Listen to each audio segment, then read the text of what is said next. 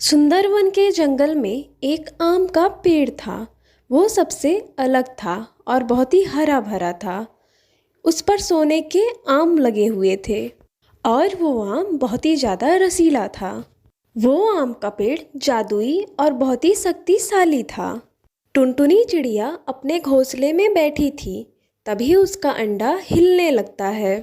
लगता है मेरे अंडे से बच्चा बाहर आने वाला है। मुझे कुछ न कुछ करना होगा। फिर टूनी चिड़िया अपने अंडे पर चोंच मारती है और उसमें से एक प्यारा सा बच्चा निकलता है। वो अपने बच्चे को देखकर बहुत खुश होती है। सेठ कड़कनाथ कौवा शहर के एक बड़ी सी कंपनी का मालिक था, लेकिन उसकी पत्नी बहुत आलसी थी। वो दिन भर सोती थी। टूनी चिड़िया अपने खेत में अंडे की खेती किया करती थी। उसी से उसका घर चलता था। टूनी चिड़िया की अंडे की फसल बहुत अच्छी थी। एक दिन की बात है, कालू कौवा उसी जंगल से गुजर रहा था जहाँ पर वो जादुई पेड़ था। वो जब जादुई पेड़ को देखता है तो कहता है, अरे, इतना सुंदर पेड़ तो आज तक मैंने कहीं नहीं देखा, वो भी सोने का। मैं अब इसको बेचकर बहुत अमीर हो जाऊंगा। कालू कौवा बहुत ही ज़्यादा लालची था और दुष्ट था। कालू कौवा इतना कहकर उन फलों को तोड़ने जाता है तो वो जादुई पेड़ उसे कहता है, ऐ दुष्ट लालची कौवे, अगर तूने मेरे फलों को छुआ तो मुझसे बुरा कोई नहीं होगा। मैं तुझे जान से मार दूंगा, नहीं तो चला जा यहाँ से। फिर कालू कौवा डरकर वहाँ से भाग जाता है। दूसरी तरफ टूनी चिड़िया अपने बच्चे को उड़ना सिखा रही थी।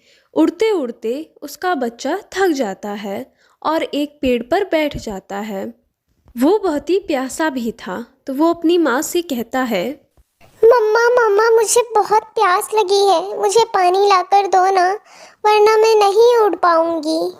फिर टुनटुनी चिड़िया अपने बच्चे के लिए पानी लाने जाती है। टुनटुनी चिड़िया बहुत दूर तक जाती है, पर टुनटुनी चिड़िया को कहीं पर भी पानी नहीं मिलता है। तभी उसे एक नहर दिखती है। वो उसमें से अपनी बच्ची के लिए पानी लाती है। दूसरी तरफ टूनी चिड़िया अपने अंडे के खेत को देखने के लिए जाती है। तभी रास्ते में टुनटुनी की बच्ची को देखकर कहती है, अरे, ये छोटा बच्चा किसका है और कहाँ से आया है? इसको यहाँ पर छोड़कर कौन गया? तब तक उसकी माँ टुनटुनी वहाँ पर आ जाती है। अरे बहन, तुम अपने बच्चे को इस सुनसान जंगल में कहाँ छोड़कर गई थी? यहाँ पर पता है ना, खूंखार चीलें घूमती हैं। तुम्हें ऐसे छोड़कर अपने बच्चे को नहीं जाना चाहिए। क्या बताऊँ बहन, मेरी बच्ची को प्यास लग गई थी, इसलिए मैं इसके लिए पानी ढूंढते ढूंढते दूर चली गई। फिर टूनी और टुनटुनी आपस में बात करती हैं। फिर वो दोनों अपने अपने घर चली जाती हैं। रात हो जाती है। टुनटुनी का बच्चा बहुत ही ज़्यादा उदास अपने घोंसले में बैठा था। तभी वो देखता है कि एक पेड़ चमक रहा है। फिर वो अपनी माँ टुनटुनी को जगाता है। टुनटुनी चिड़िया और उसका बच्चा उस पेड़ को चमकता देख वो लोग उसके पास जाते हैं।